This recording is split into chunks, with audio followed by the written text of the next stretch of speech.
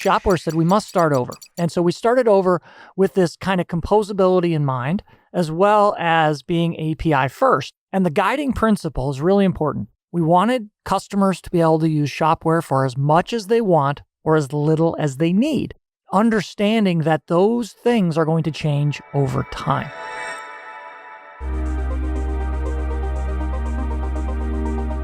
Welcome to the Lessons for Tomorrow podcast. Think of the show as the motivational poster in your ear. Each episode features lively conversations with technology and marketing leaders about what's changing now and what's coming next. We'll unpack what's working, what leaders are rethinking, and how they're planning for the future. Every guest brings a different story, a different perspective, and a different approach. Don't forget to like, comment, subscribe, and share this episode with others. Let's jump into the episode. I'm your guest host, Brendan Cameron, head of manufacturing and distribution practice here at American Eagle. In this episode, we'll be diving into Composable for B2B, when you really need flexibility and it becomes a competitive advantage. And to help talk about this, I've been joined by Jason Nyhus from Shopware. How's it going, sir? Hey, it's going great. Pleasure to be on the pod. Thanks for having me. Excellent. So before we start, maybe giving a quick introduction on who you are and a little bit more about Shopware. I would love it. So number one, this is my second time on this podcast. I was here in August of 21. Never got to see your amazing studio, so it's wonderful to be here. My name's Jason Nyhus. I'm general manager here at Shopware. I joined roughly 4 years ago, and a little less than.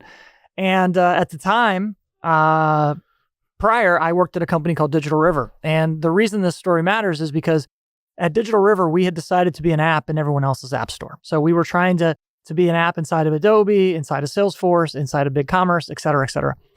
And it was during that time where I realized that kind of commerce had gotten commoditized and everybody started to look and act and price and deliver the same way. And I got a call from a recruiter about Shopware, which was this German-based e-commerce platform, which was open source, modern, composable, API first.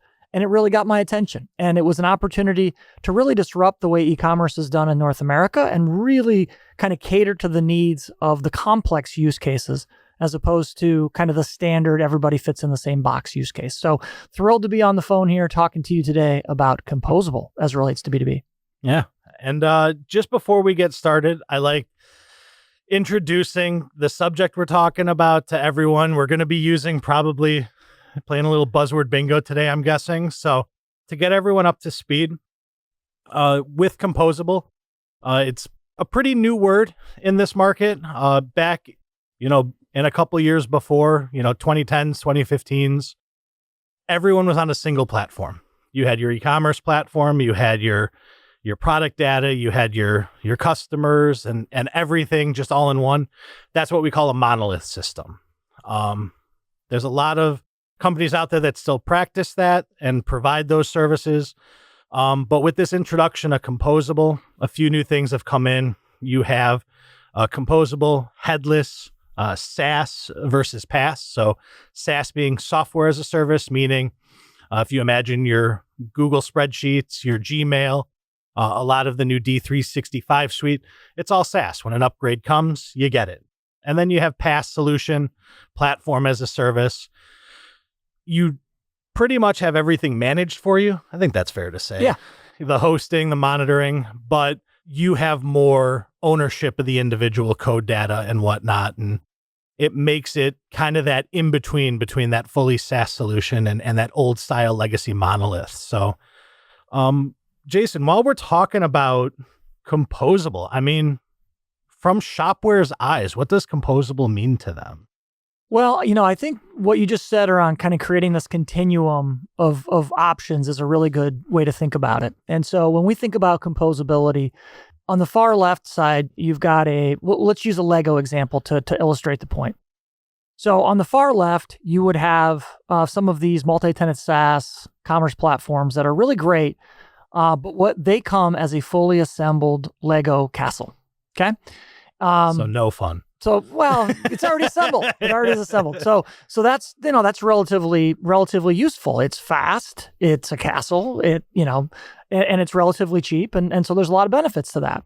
On the other end of the spectrum, you have the truly only composable options. And these are also great solutions, but that's really, they're selling you a box of Legos. And in order to take advantage of it, you have to have a relatively big team with relatively good skill sets, a long timeline, and frankly, a big budget. And at the end, you will have exactly the castle you want. Nobody designed it for you. You designed it yourself. And the middle is a concept we call practical composability. And this is really our view. And this means that there is a castle that has been partly assembled for you, and all of the pieces you can replace them at any point in the future. And that's really Shopware's view. So our product comes, and it might even look like a monolith when it shows up, but at the time you say, hey, we've outgrown your site searchability, we want to plug in HawkSearch. We've outgrown your front end, we want to plug in someone else's CMS, et cetera, et cetera. And it's at that point where you get to compose the value of composability, which means your business has changed, matured, or modified for some way, and you want your technology stack not to be holding you up, to allow it to kind of change over time. So the Lego analogy really works in our minds as we think about a composability. And again, our model is really around practical composability. Yeah, I like that. And honestly, in the manufacturing and distribution space, I think it's a really good solution in the fact that digital maturity, I think, plays a huge part in that.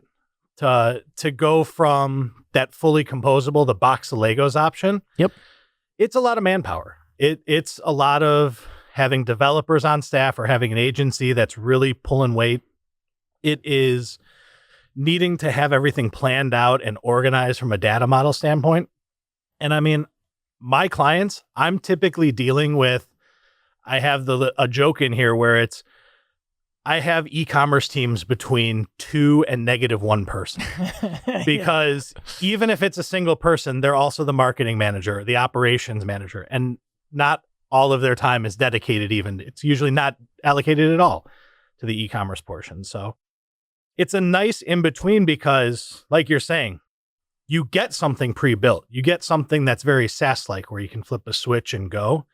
But then as that digital maturity starts to go, as you have change management in your organization, you're going to be able to add a CDP, add some a CRM type of functionality or marketing automation. And you start to rely less and less on the whole picture and more on those transactional pieces or the things that Shopware really excels at. So it's really nice. And I think another thing to talk about is pricing.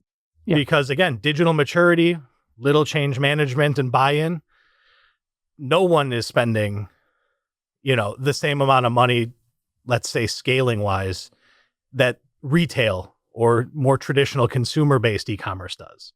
So I think, can you elaborate a little bit on like where you see that pricing fits into that whole model? Pricing is in like the cost of the software, the cost of the service, or pricing in terms of like the complexities of pricing? I think I want to start more on manufacturers and distributors ideas on, what it would take to do like a Shopware implementation versus that full composable. Yep. And I think that'll naturally lead into, again, some of the complex business rules that I think the other side, like SaaS models, can't exactly handle. Yeah, I love the question. So, when you set out on, I think the context of who Shopware is also, I need to go a little bit deeper. So Shopware is a 25-year-old company, and about 20-ish years into the journey, they realized that the product they had, which was called Shopware 5 at the time, no longer scaled and was more like a monolith. And if you think about the 2010s, it was a period of rapid innovation. You had mobile commerce, social commerce, marketplaces. Everybody talked about APIs and all these other things. And what they realized in a very cold German way is we had to start over in order to kind of re-architect the solution for today. It's a lessons of tomorrow kind of thing. Tried to be as punny as I can. And so what happens then is Shopware said, we must start over. And so we started over with this kind of composability in mind, as well as being API first. And the guiding principle is really important. We wanted customers to be able to use Shopware for as much as they want or as little as they need. understanding that those things are going to change over time. And so that is really, really impactful, is how you get to a solution that is a mostly assembled Legos with big bricks that can be swapped in and out. Now, from a pricing perspective, our goal is also to be the best value in commerce. And because the code base itself is about 40% of the size of the code base of some of our competitors, it means that it's cheaper to run. It means that it's cheaper to put in whatever cloud you want. It's cheaper to extend, et cetera, et cetera. And there's all sorts of ancillary benefits that come along to merchants. So generally speaking, it means that if you're a complex merchant who's a distributor, you can probably launch a site with wonderful talent like American Eagle in 3 to 6 months, depending on your level of complexity. Sometimes less, sometimes more, but that's kind of the range. And then when you do things faster, there's also an economic benefit to you in terms of how much it costs and how much you pay for the license. I will unpack the pricing as for license because I think it really matters. Shopware's strategy is to not charge a revenue share. And this really particularly matters for distributors who survive on, let's say, 5 to 7% margin. To pay a commerce platform for their a revenue share plus their payment processing, you might be 3 of your 5% that you make gone for just processing a transaction. It's untenable, doesn't work. And so Shopware's strategy is to price it at a relatively fair rate for a license, and the fee is fixed. Triple your business, the cost of commerce doesn't grow. And that, the economic benefit of scale, is one of the key contributors to success in this era. Well, I like that statement a lot because you're 100% right. And I think that's where a lot of companies kind of skew off is distribution and manufacturing. It is tough margins, 5%, 7% margins. I've seen less. I've seen maybe double digits on a couple things. Yep. But there's really good margins in the market in terms of the value-added services, the specialty products, where I am seeing 40, 60% margins. And I think that's where, again, without a flexible technology to allow those value-added services to become part of transactional commerce, these companies are never going to see the ROI that they would with those monolith and with those SaaS solutions because couple examples that come to mind: vendor managed inventory, professional training, on-site services, and like commissioning of equipment.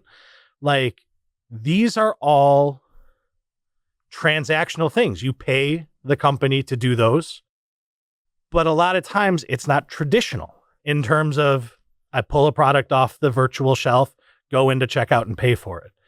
And if you are in these systems that are extremely rigid, you're not going to hit those 40%, 60% margin pieces. You're going to just be swimming in that 5 to 7 margin range. And I think that's why there has always been this distrust of going digital and automating, because they're like, we could spend $1 million on a website. And what ends up at the end of the day, we're grossing $1.25 million. That's right. It's, and they're like, we've just never had buy-in. We've never had this. And it's like, yeah, because the products offered are the foot in the door. That's right. You want to have the other systems to where I know with Shopware, you guys can have custom products. We can have white label products. We can have the service line items that come in. Like, you know more than me. Why am I telling you what your platform does? Well, you might know more than me if I'm being honest on the technology side. But I actually want to riff on your point. I'm an old man in e-commerce terms. I've been doing it since the year 2000, and there's a couple universal truths. The first is that every B2C technology company talks about the consumerization of B2B, that B2B is going to come the way of B2C. And I don't believe it. I think that what makes B2B brands unique, special, and different is what makes them really hard for B2C commerce platforms to serve. So that's kind of point one. But point two, along the journey, we've created channel conflict. If you think back to the early 2000s, all of these sites were putting up basically B2C-ish e-commerce sites for B2B, and they've essentially created competition with their sellers. And their sellers today represent between 93 and 99% of the company's revenue, all of their margin, but also all of their expense. And so the way that digital has been done up until this point really has competed with the will of the field. And so this is why Shopware has built products like the digital sales rooms and sales agent. And we're trying to find ways to insert AI that help the reps become more efficient and make more money. Mm-hmm. The truth is, a B2B seller today only spends about 25 to 30% of their time selling. Okay? So if you're a distributor and you have sales, if you have a field and they're only spending 25% of their time selling, what it really means is we've overburdened them with process, with customer follow-up, with, solving for things that a good digital process could solve. And so here at Shopware, we think about how do we use technology to buy back that people's time so that they can then sell more products and make more money. So it's really around how you use digital to advance the B2B businesses. Yeah. I mean, I think that's the big thing that's lacking is everyone is just putting e-commerce, like consumer-based e-commerce, into that B2B bucket. And yep, that's only one part of it. I love the sales agent. I love the impersonation, the going in and being able to take over for a customer, because honestly, it's efficiency too.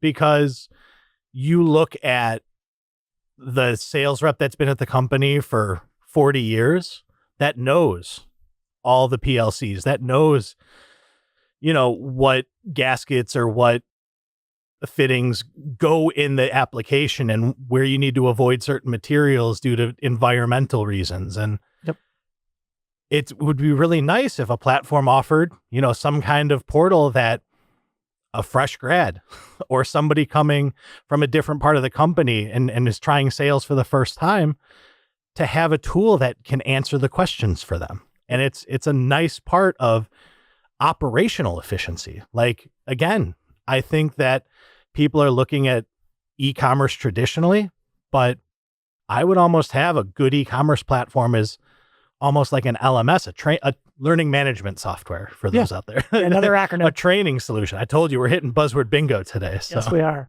But just going into another aspect, I know B2B, and Jason, I'll let you kind of let me know your thoughts on it, but I know that for distributors, for manufacturers, nothing is run on the website typically because the brain of the organization is the ERP.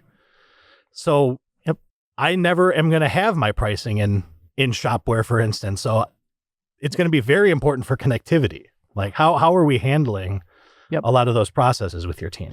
Well, I love the point, and I completely agree. In the majority of the deals we've won in B2B, we invest in proof of concepts.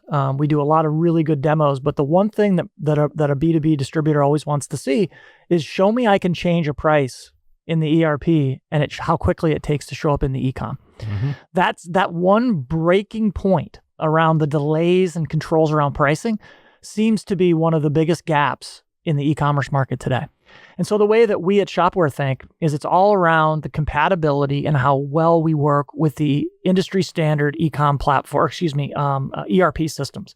And so this is going to be the P21s, the Acumaticas, the M4s, et cetera, making sure that our system is continually up to date and integrated seamlessly so that distributors, where their center of gravity is, their center of control, the ERP continues to be so.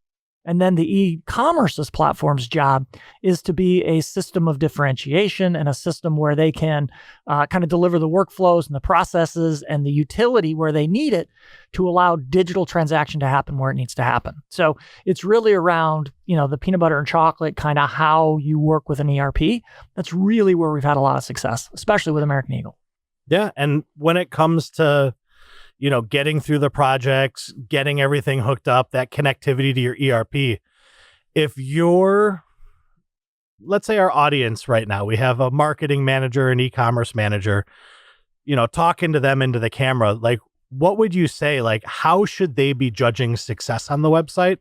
What are those wins? What can they go to the executive team and say, this is why we did it, and this is how we're judging our success?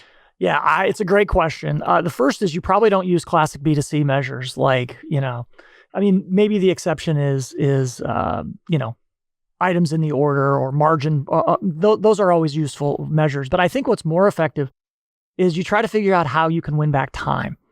And so if you're a marketing manager and you can use e-commerce to automate follow-up on behalf of quotes that have been quoted but not yet closed out on, if you can use a system or an agent to deal with customer follow-up on transactions as opposed to having them talk to a rep, if you can essentially look at where the rep is spending time not selling and win them back that time through the use of AIs and agents and the commerce system, to me, that is the big win. Because again, if you think about where the majority of the money is spent for a distributor outside of, in terms of people, the sales team is usually the largest expense.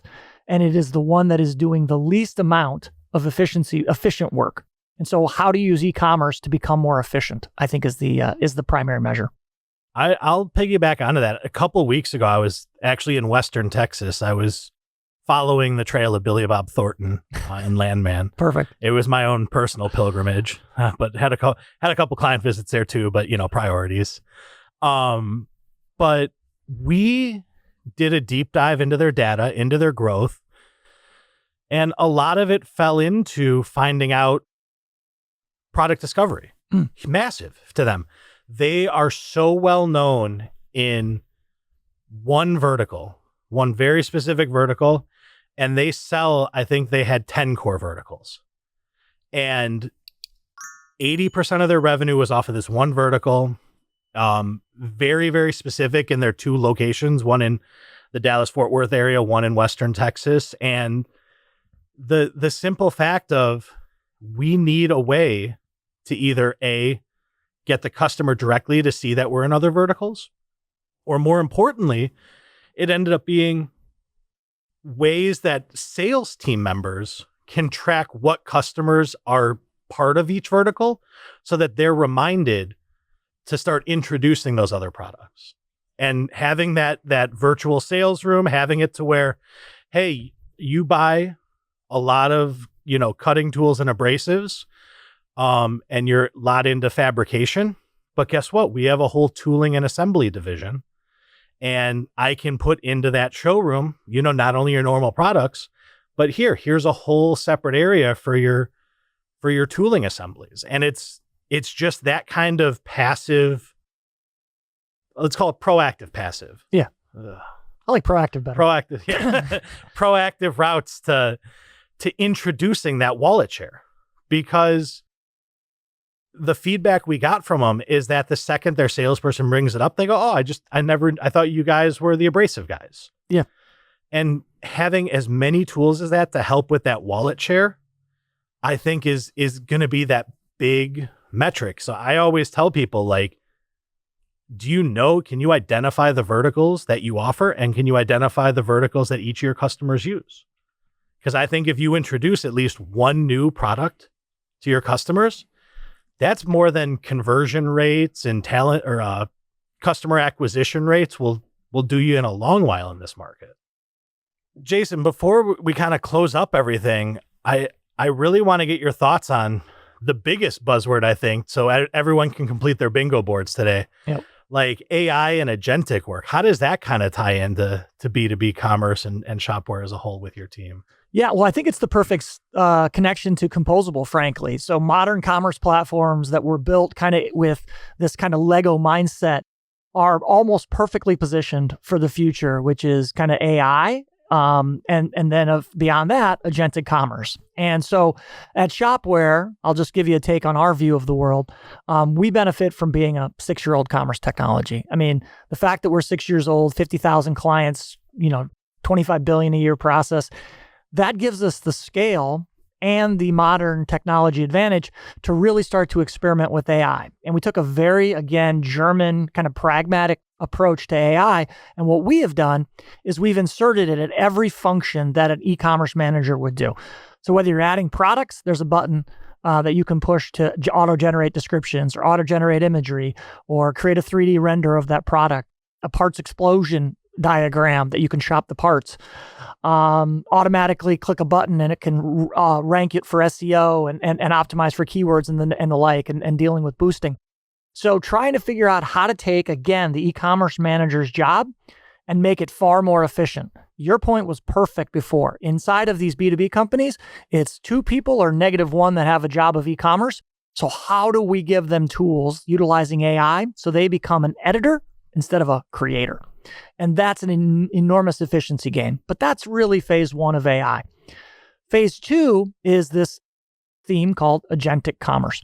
And agentic commerce is, I think, going to be the future of B2B, but I think we're still a little bit out. And I think you'll start to see some big adoption. But one of the things it means is that there are tasks that our sales reps are asked to do today that go across multiple systems.